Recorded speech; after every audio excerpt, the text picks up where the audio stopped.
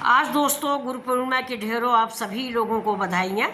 दोस्तों आज से आषाढ़ का महीना ख़त्म हो रहा है और सावन कल लग जाएगा। तो आषाढ़ के दिन आषाढ़ी का एक त्यौहार हमारे यूपी में मनाया जाता है। इस दिन पवित्र नदियों में स्नान किया जाता है। आज पूर्णिमा है यानी आषाढ़ी पूर्णिमा, इसको गुरु पूर्णिमा भी कहते हैं। हमारी तरफ आज के दिन बढ़ई वगैरह बनाई जाती है। कौन कौन जानता है बढ़ई क्या होती है?